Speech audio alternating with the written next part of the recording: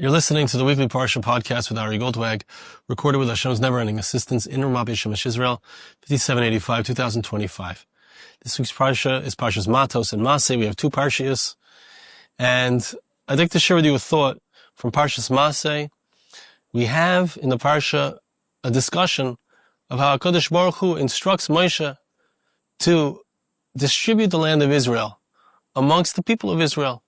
We have 12 tribes, plus a 13th tribe, and the Jewish people are to receive pieces in the land of Israel. We need to understand what is the concept of receiving a piece of the land of Israel.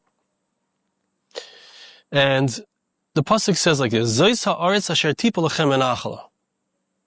The pasuk refers, when speaking about the land being received by each of the tribes, their particular portion, the pasuk says that this is the land that will fall to you as an inheritance.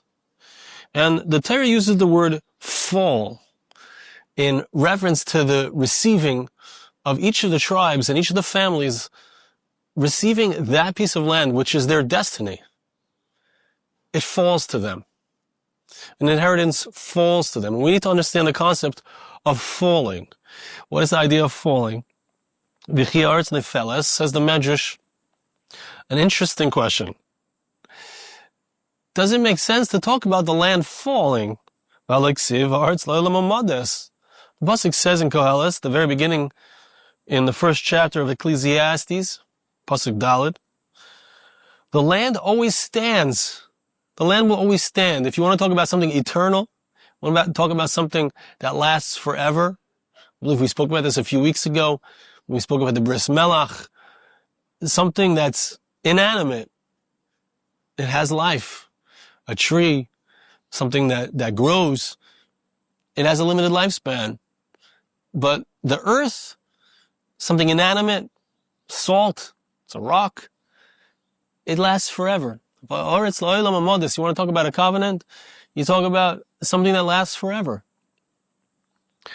So why, if the Torah refers to the land as something that stands forever, it's something that's eternal, it stands, right? It stands. So how can you talk about it in terms of nafal, to fall? Standing is one thing, falling is a different thing. We'll try to understand exactly what is the concept, obviously, of falling and what is the concept of standing. But referring to land in these two opposite terms seems difficult to understand, says the Medrash. The land falls in an inheritance, but the land lasts forever, which to me sounds like, how can you talk about getting something that outlives you? The land, it lasts forever. That's the indication of the pasuk in Koheles. It lasts forever. So how can you talk about it falling? To me, falling indicates when something falls, there's an impermanence in it. So if it's falling in an inheritance to a human being who naturally lives and dies, so how can we talk about the earth falling to a person? So Medrash says an interesting thing, and again, as we read this, it's not going to sound like it responds per se to the question, but let's understand this at depth, and then we'll see how it does. When the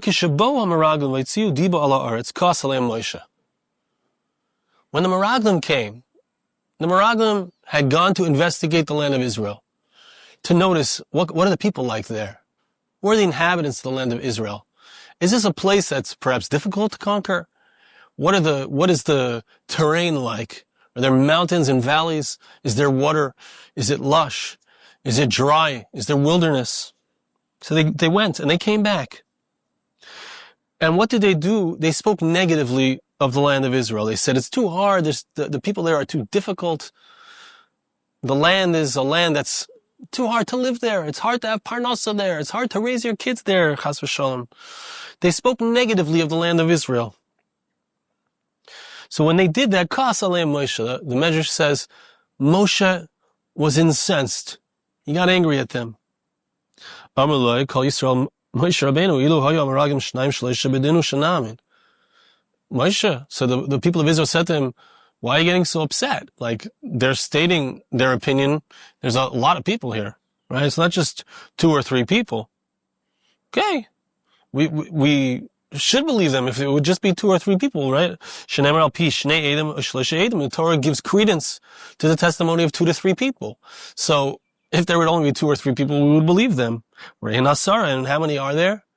The spies that were speaking negatively of Israel, there were 10. The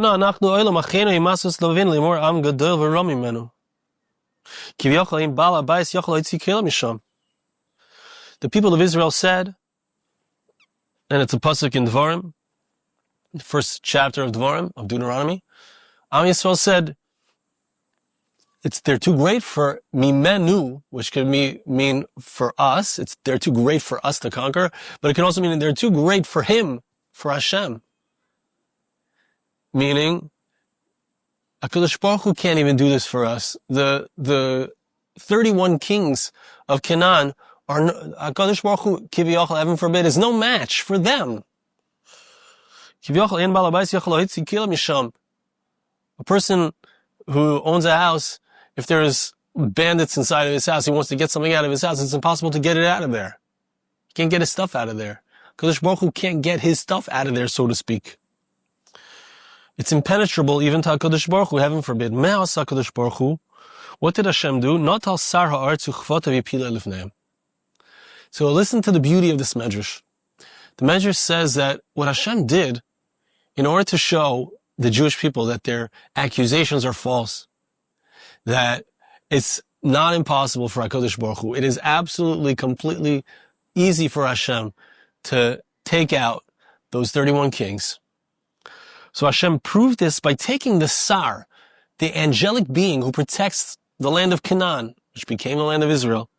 He took that angelic being, because anything that has power in the world, the only power that it has is because it has a spiritual power, which goes back ultimately to HaKadosh Baruch Hu.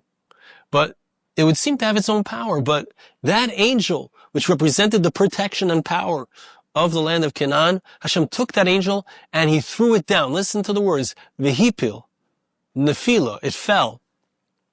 Hashem took that angel, which represented their power and protection, and threw it down in front of the Jewish people. Shneimar, re'ei nasan Hashem elokecha lefanecha es haaretz.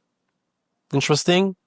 Hashem said, behold, Hashem has given before you the land. Now listen to the word lefanecha, which I noticed, it doesn't say this explicitly, but the word lefanecha, lamed pei nun, in front of you, is the same letters, lamed pei nun, reverse it, it's the word nafal. Right, so there's 2 ways of being. There's lefanecha, where your face is up, you're standing, you're looking forward, you're in control, you have power, and there's nafal, where something has fallen. When something falls, it has no power. So Hashem is saying, look, I have placed before you, you're standing, you're in the state of lefanecha, I have caused their angel to fall. The Medrash points out, what do you mean? Was the land of Israel right in front of them? They were not yet in the land of Israel at the time that the pasuk was said, at the beginning of Deuteronomy. They're standing at the precipice, but they're not there yet. The Medrash says, what had fallen in front of them, Hashem took the angel of protection of the land of Canaan and threw it down in front of them. Nefilim, don't be afraid of the nefilim, which is an interesting language. The nefilim it's a reference to the powerful giants of the land of Israel. Notice the name of them. Nefilim means the ones who fell. Chazal teach us that they were actually angels that fell down from heaven into this world. They were huge. They were powerful. But notice, they don't really have power. Nefilim means something that's fallen down and been detached from its power. They look like they have power. They look like they're giants. But they're nothing. They have fallen. The pasuk says, when you cause the land to fall. So we see that when it comes to the land, yes, it's true that there's an aspect of the land standing. The land has power. There are people within the land who seem to be standing. They're giants. They're powerful. They're mighty. But Hashem says, look, their only power is their spiritual power. That's where they get power from. And ultimately that power is mine. And I'm throwing it down in front of you. You are the ones who are standing. They are lefanecha. Your panim, your face is up.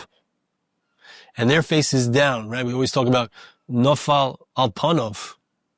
Person falls on his face, which means to say his face is down. When your face is down, you can't see what's going on. You have no control. You have no power. When we say that the land falls to Am Yisrael, understands the Medrash, as I understand it, the pasuk is saying that the land falls. You are standing, and the land falls before you. The land does your will. The land, the power of the land has fallen. You have power over it. When we speak about the land falling to us in an inheritance, it means to say it becomes subservient to us. Why? Because its power is spiritual. And the moment that the inhabitants of the land are nefilim, they have fallen.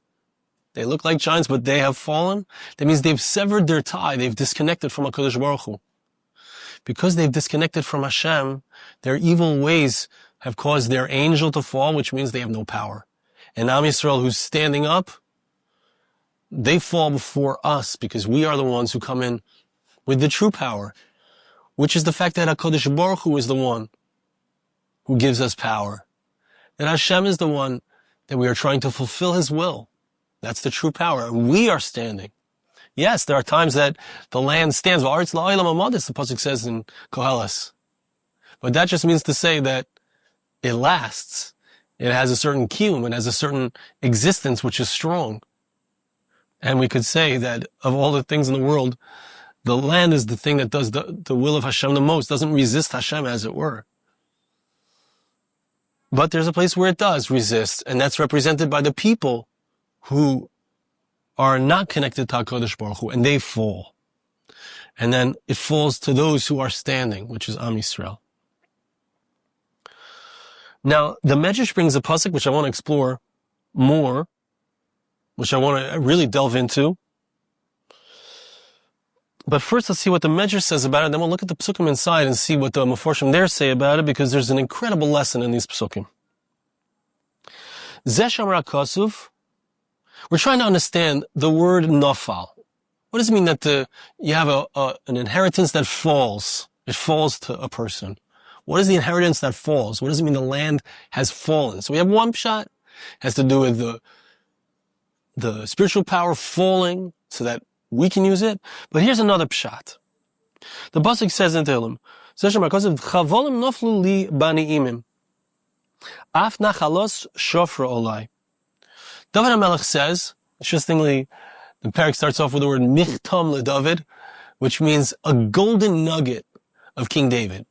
This chapter, which we're going to hopefully read together soon, which is chapter Tes Zayin, the 16th chapter of Psalms.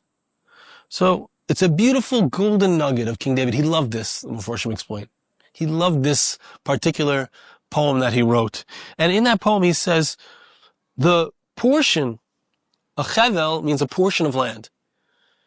The portion that I received, whether it's my talents in life, or whether it's the piece of land that Hashem gave me, the beautiful backyard I have, whether it's the spouse that I have, the children that I have, the parents, the family of my origin, all these things, the things that I inherited, my portion in life, it fell to me in a pleasant way. And we're going to see here what it means falling. And he ends up by saying, the inheritance that I have is beautiful to me. I remember hearing from my Rosh Yeshiva, Rabbi Per, you talk about his tie. He said, this tie that I'm wearing, I love this tie. It's a $1 tie. I bought it at the Yeshiva Bazaar. But he would speak about how he loved it because it was his. Right? We know there's a concept of that if you live in a certain place, you love that place. It's beautiful to you. It might not be as beautiful to someone who comes to visit, but it's beautiful to you. It's mine. It's my portion. So Dovid Hamelech says, I recognize, and we'll see more about what it means to recognize that, but I recognize that the portion that I have that fell to me is pleasant, is beautiful. The Medrash understands, Chavolim naflu li. What is the portions that we're talking about here? What are the portions that have fallen? Elu shnei asar shvatim. This is a reference to the 12 tribes, and we need to understand, as we see this, what is the concept of the 12 tribes? These are the 12 tribes. The portions that we're speaking about, Yaakov chevel nachlasai, right? Yaakov is the portion of God's inheritance, Pasuk says. Right? So the 12 tribes of Jacob, they are referenced when we speak about a chevel, which means a portion. There's a portion of Hashem, and that's Am Yisrael. And it splits down into 12 tribes. And the land of Israel is split up into 12 parts, distributed amongst those 12 tribes. We find in reference to speaking of the boundaries and borders of the land of Israel that's inherited by whom? By the 12 tribes. So there's the concept of 12 tribes within the Jewish people, of course. We have all types and all stripes. We have those who are Torah learners. We have those who are teachers. We have those who are more spiritual. We have those who are involved in parnasa, involved in livelihood. We have those who stand up and protect. We've got it all. We've got lots of different types, and each person needs to be who they are, of course, which is the concept of the 12 tribes. Each one has their unique gift that they bring to the Jewish people. Each one has their portion, and each one has their portion both talent-wise, we could say, and also in the land of Israel. You see, there's people of Zvulun. They would go off on boats, and they would be involved in parnasa, merchandise. They lived on the chayf. They lived on the beach. And so they would take their boats and go where they needed to go and return and bring back parnasa, and the people of Yisachar would be sitting and learning, and they would provide for them and help them out. It was a spiritual partnership. But it goes by where you live. Where you live has to do with what you're meant to accomplish in the world. Pasuk says, Chavom naflu li bani'imim. The portion came down to me in a pleasant way. What's bani'imim? B'schus ha'Torah. In the merit of the Torah. Right? The Torah defines for us what is our purpose in life, who we are, what we're supposed to do. What does the service of Hashem look like for me personally? That's written in the Torah. The portion of the Torah that I relate to. There are certain people who love to learn Gemara. Some people love halacha. Some people love medrash. Hi, I'm the guy. And the portion that we have is pleasant. What is that referring to? It's in the merit of the Torah. What does that mean?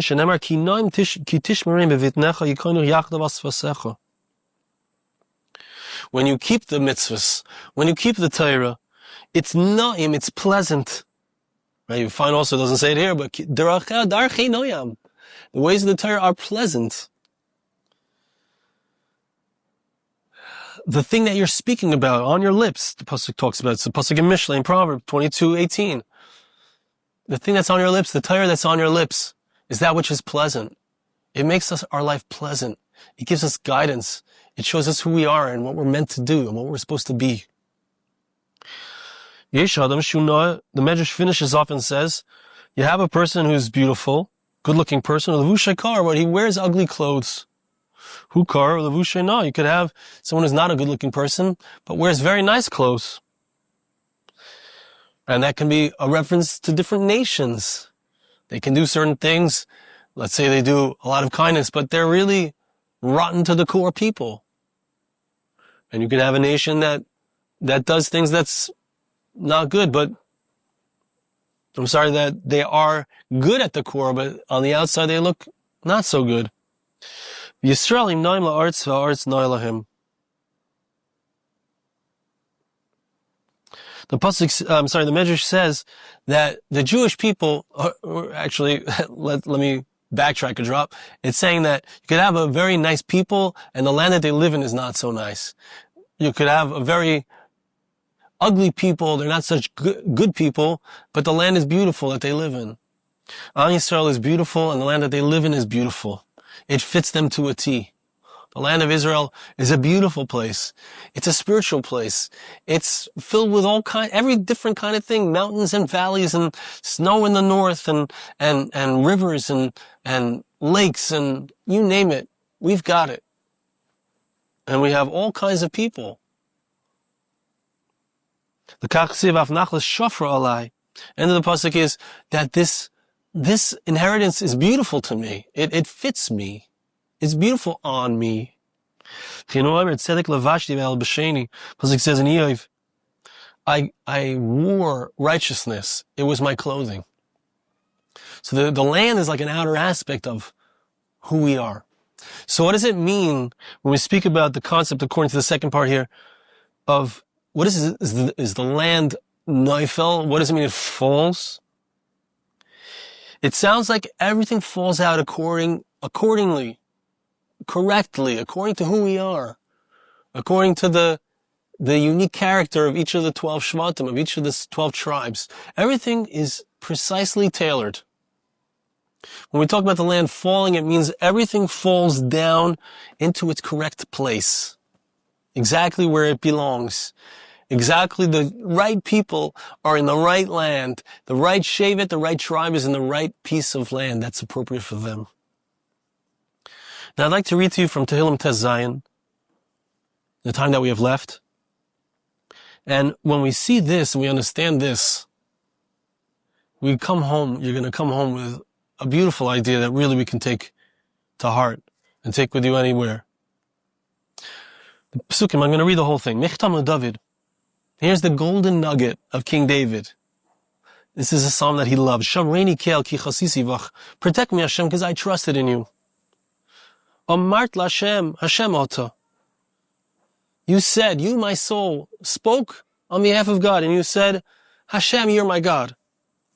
Ata tevasi, bal alecha. You're my good. There's nothing besides for you. There's nobody greater than you, Hashem. L'kdoshim asher ba'aretz hema. To those who are holy in the land, Vadirei kol cheftzibam, the mighty ones, all of their desires are fulfilled by you. Or perhaps it's the opposite. All of your desires, Hashem, are fulfilled by them. The righteous individual is seeking to do God's will. Yirbu atzvoisam, acher mahoru bal osich neskem midam, bal esas shemoisam al svosai. Those who are denying Hashem, heaven forbid, so they're going to be sad.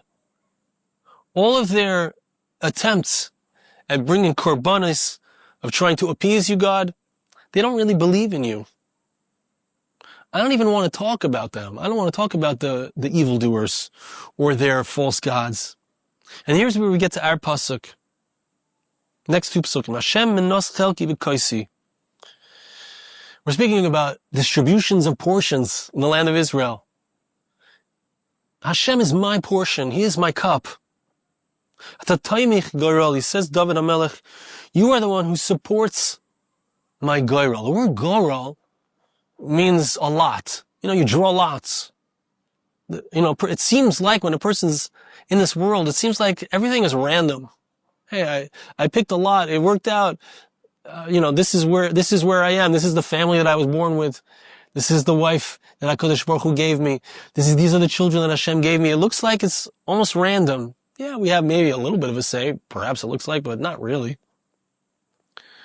But you are the one, says Dovid Hamelech, who pushed my hand, took my hand, moved it to the thing that I chose. The portion in life that I have is the divinely tailored, perfect for me portion. Hashem tamich garali. When it looks like my hand chose it, I didn't pick it. Hashem picked it for me. I can see, says Dovid Hamelech, that the portion that I got was pleasant. It was so beautiful. I just love it. It's so beautiful to me, the inheritance that I have. Listen to the golden nugget of David. I recognize that everything that I have is exactly, perfectly tailored for me. Everything that I have is mine because HaKadosh Baruch Hu gave it to me. No other reason. I can't grab something that's not mine. I can't end up with something that's not mine. And it's beautiful. I recognize it. Despite all the imperfections, all of the problems, all of the difficulties, I know that everything is made just for me. David says, I will bless Hashem who advised me. Right? There's that little voice saying, go for that. There's that little voice in your heart that says, this is the right thing to do. Hashem is the one giving me that little voice, advising me. Interesting pasuk. At night, my innards, they give me a tough time. Right? I know the truth when I've made choices that are not in line with Hashem's will. I know what's right and I know what's wrong. And I can be tormented sometimes by the things that I've done wrong. Shivisi Hashem l'negdi samid kimimini balamoit. David says, I put Hashem in front of me always. I know Hashem is always with me. He's always guiding my hand. That right hand, that's the powerful hand that I'm choosing with. Hashem is doing that for me. Hashem is always with me. L'chein samach libi vayagel kevoidi. This is the most intense joy. My soul, it's on fire. It's singing glad song. Even my physical being, when I have this recognition, when I know that it's only Hashem, everything, the thoughts that I think are not mine. The choices that I make seem to be my choices, but really, the only real choice that I have is whether I fear heaven, is whether I recognize that it's Hashem who's doing things for me. You know, Chazal say, it's a pasuk that says, He's the one who gives you the power to have success. The uncle says, Hashem gives you the advice about what you buy, what stock you invest in, what career you pursue, where you place the eggs in which basket. That's Hashem guiding us. What a joy it is to know, to recognize, to realize that it's, it looks like it's me making these decisions, but it's not. It's really not. Hashem is guiding my decisions. Hashem is guiding me in every moment. He doesn't leave me to destruction. He doesn't allow me to end up in a place of destruction. Hashem, show me your path. Which really means to say, because I'm doing it anyway. Hashem is guiding my thoughts, guiding my choices. But help me see that it's you, Hashem. Let me have that intense joy. Fill me up with the joy of being in front of you, right? As panecha. We get to another understanding of panecha. It doesn't just mean that I'm standing up and I'm in control and in power. It means I want to see Hashem's face. I want to see that it's Hashem in charge. I want to see that it's Hashem guiding me. It's His face. He's the one that's standing really. He's just carrying me. I'm just on His shoulders. I'm the little kid on the shoulders of the Father. I want to have this pleasant experience forever. So I think it comes out of here an incredible, a powerful idea. And the idea is, and the lesson is that as much as I think that I'm running the show, I'm not. As much as I think that I'm trying to earn my inheritance, make my way in life, bring my talents to fruition, accomplish, do things, be a better person even. As much as that's superficially true, really at the depth of it, the power that gives me that ability to do anything is Hashem's power. He takes the angel of Canaan and He throws it down. They looked like they were so powerful. They were nothing. Nafal. They fall on their face. And we stand because it's Hashem who is with us. It's His face that's turned to us. Yair Hashem panav elecha. Hashem is shining His face to us. I want to bless you. I ask you to bless me. Hashem should help us, that we should recognize and see and review what Dovid Hamelech says about himself. We should have that experience that Hashem is in our lives, that Hashem is guiding us, that Hashem is giving us our inheritance, in everything that goes on in our lives. Thank you so much for listening. Have a wonderful Shabbos. This podcast was made possible through the gracious donations of listeners like you. For more podcasts like this, please visit www.arigoldwag.com or search on iTunes Ari Goldwag.